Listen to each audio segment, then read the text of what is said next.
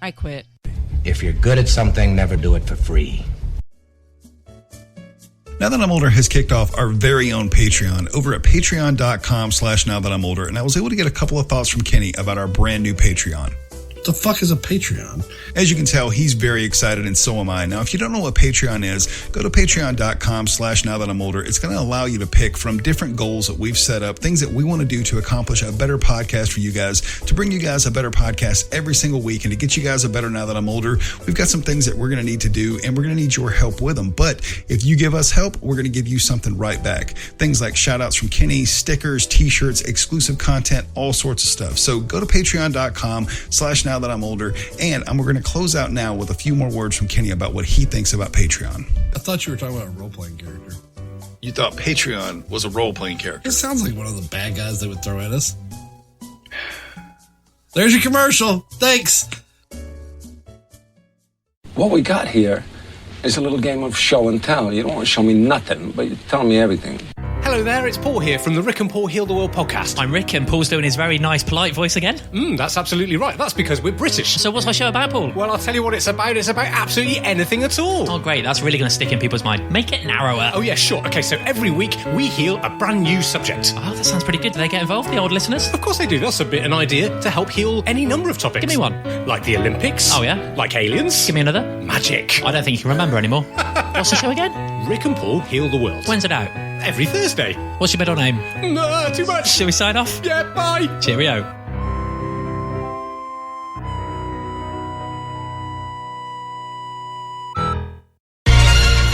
Meanwhile, at the Legion of Doom. I was just reading about this last night on Wikipedia. One of those Wikipedia holes where you start out looking up where peanuts came from. And the main bad guy's name is Zontu, and he was an intergalactic overlord. Oh, I remember this from South Park because they put the little graphic below it that said, this is what Mormons, not Mormons, what Scientologists really believe. The Mormons were very happy to let them take over. They went through the entire thing, did it completely seriously, and still had to put down the bottom, honestly, this is what they believe. It was so fucking far out. One of my great uncles was a Scientologist. Wow. So what now? Yeah, one of my great uncles was a Scientologist. But mostly we're Catholics and Anglicans. My family don't. I mean, Scientology sounds crazy to the outside, but Christianity, is still a big invisible guy in the sky doing shit. So, I mean, just because we've been indoctrinated to it, don't make it fucking make sense. Well, that's one of the questions that I had for you guys is like here, religion is like, it's basically every street corner sort of thing. Like you can't throw a rock without hitting Before we church. go into the new religion, I just like the idea of my dick being alien. That part I could get on board with. Your with what Scientology. Now? Wait, what technically now? by Scientology, my dick is alien. Everything is alien. Your whole body is made of aliens. So I kind of like the idea of my dick is made of aliens. No, I just have this image now of like No, just don't. Kenny whipping out his technically like ET phone home and the end of it like stuff. My penis is intergalactic. That's going on my bio. Ken Baldwin, my penis is galactic. That's on the third line. You don't open with that. You can't open with the intergalactic penis. They'll ruin the rest. I do, like, immediately in my head, I saw the scene from Aliens where the thing springs to the dude's chest and short his stomach and shit. Kenny taking his pants off and that happening to a chick and her be like, well, he's got a what job. What are those for? They're prongs. And to that little bit there, I just went to my happy place and let you boys go for it.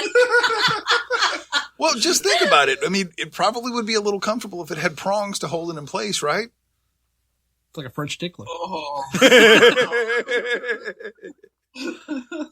So the question I was getting at though is religious basically like drive-through like over there for us? Like we can go anywhere and get our God on. I was just curious if you guys can get your God on like we can.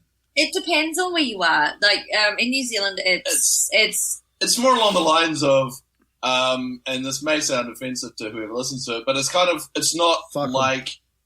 From an outsider looking at American, it's not like my invisible friend's better than your invisible friend. Let's fight about it. In New Zealand, it's more along the lines of, you've got an invisible friend, I got an invisible friend. Cool, sweet as.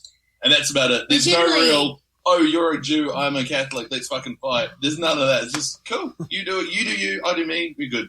But I think, you don't find churches on every corner like you guys were saying. You know, we have, like, I don't actually know where our local church is. Do you? No, now we have a lot of churches that are in Spanish, so I don't know what their too. name is, except Iglesias is involved a lot. We do have a lot of Spanish churches. Being as close as we are to the Mexican border, we have a lot of Spanish churches. They like buy old churches that the white people don't want anymore, kind of like jobs. And, and then white people try to act mad about it. I'm like, but that church has been abandoned for like 16 fucking years. What the fuck are you talking about? It had mold in it. I think religion is very hypocritical in some senses. You know, when Gareth and I got married last year, I really wanted to get married in the church because I was raised in the Anglican church. Gareth is Catholic. And because Gareth was divorced and... What? I didn't know Gareth was divorced? Married in my church. I used to act for the Anglican church. You used to act for the Anglican church? Yeah, I was in a couple plays that the Anglican church put on. They paid us and everything. I'm sorry, Bex. I didn't mean to interrupt you. Kenny's obviously decided to drop in his Anglican. I don't know if that career. happens in other parts of the world, but the Anglican church here, which is the Church of England in America, has plays, and they were hiring local actors, and I was in a play. It's called The Mousetrap. It's an Agatha Christie. Cool. I had to learn how to have an English accent. It was kind of crazy. I had an affair with my co-star. Do what, Bex?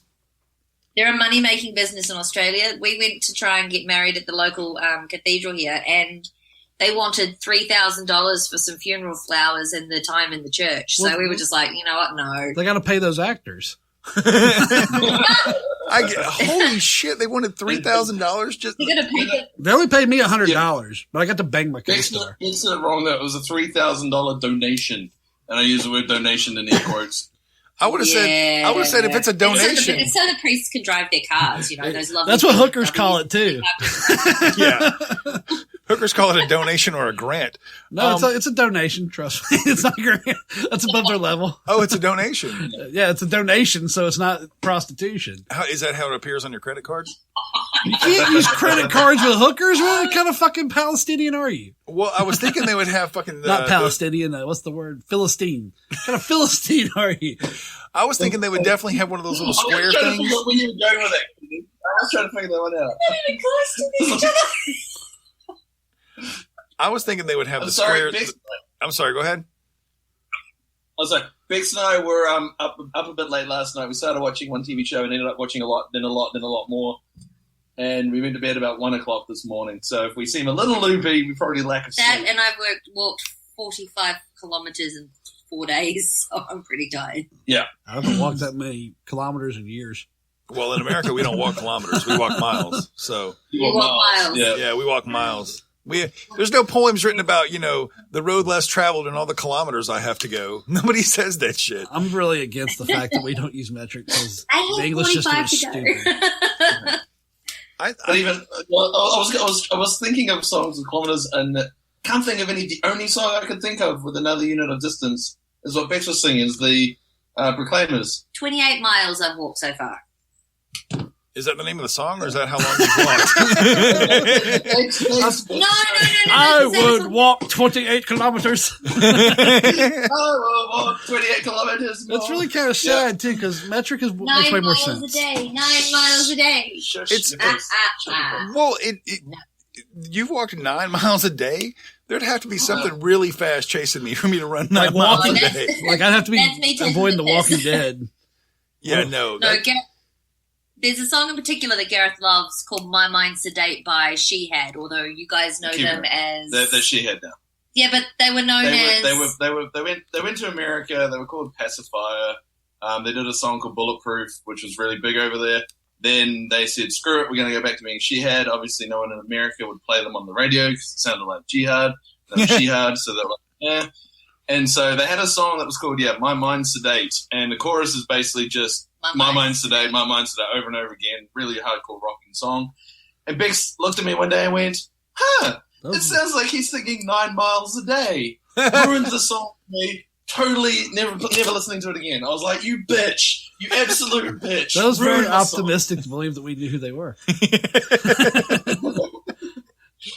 Gareth can send you a soundbite. We don't. Look at that. I don't know who modern American bands are, so I'm really out of the loop. Yeah, Kenny has no idea. There's like 2 rock bands in America that he knows who they are. I gave up on rock music years ago.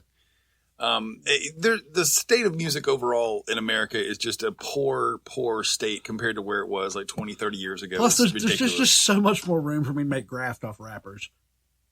For you to make what? Yeah. Graft. You guys produce It's like when you scoop stuff off the edge and they don't notice. We produce what, Bex? She said that you guys produced Justin Bieber, but I just want to say, let's not swear at them because Justin Bieber's Canadian. Yeah, dude. So Fuck that, dude. Yeah, we don't claim him. So is Anne Murray and shit. We don't need any of that shit in our life, dude. He came down here and decided to fucking infect America with his Justin Bieberisms.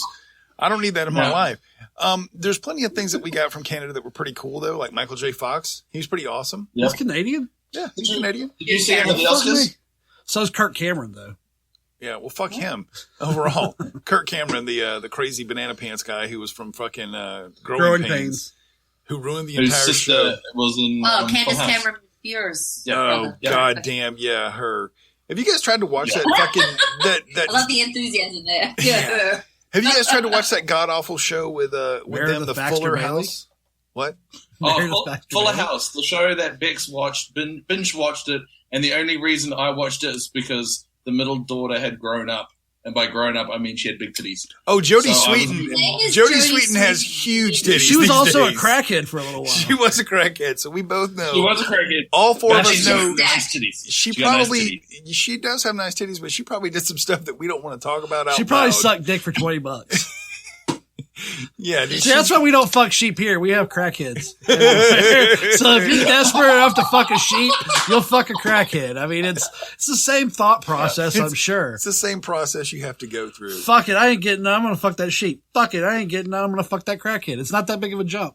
I don't know, though, because people would know the crackhead and be like, nah, dude, you fucked that chick. That crackhead chick, people Stacey. probably know about the sheep, too. You fucked that chick, Stacey, in a different community, they're probably like, yeah, you got fluffy, didn't you?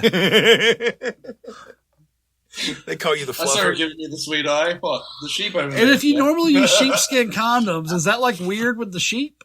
Is that like, you should tell them. You should tell them the bachelor story of the South Island. Oh no!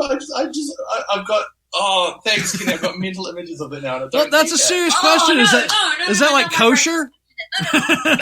You know, you can't put beef with milk because it's the milk of a cow. Can you fuck a sheep with a sheepskin condom? I mean, is that going to get you in trouble with the curly haired guys? You guys are gross. Oh, you guys are all gross. I'm just saying. And if a sheep has the disease, how's the sheepskin condom going to keep you from getting it? If it's passing through the sheep, obviously that tells you something about sheepskin condoms. For those of you who use them, plus if you dry up on them, I hear they pinch your dick. What? Why would a condom ever dry up on you? Because it's sheepskin, not rubber. Apparently when they dry, they shrink. Now, see, I'm too cheap to ever buy anything that costs more than the basic ones.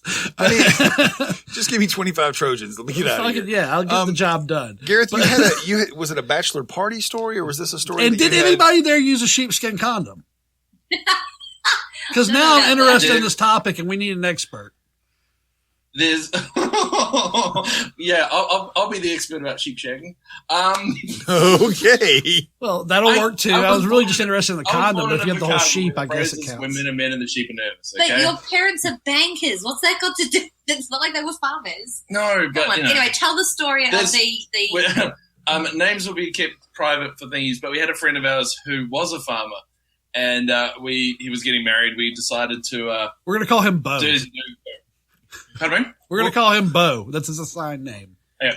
So, Bo, we went to strip clubs, did the normal stuff. We went back to his place, which was a farm, funnily enough. And we kind of grabbed one of his sheep because he passed out, and he passed out with the shoes on. So, straight away, we could do whatever the hell we wanted to.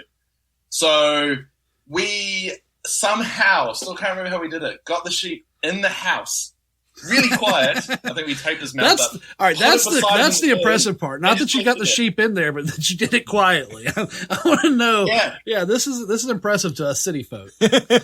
We were skilled, let's put it that way. Yeah. So put it aside. And it was basically like that scene in, I think it's Godfather, where he pulls the sheet back.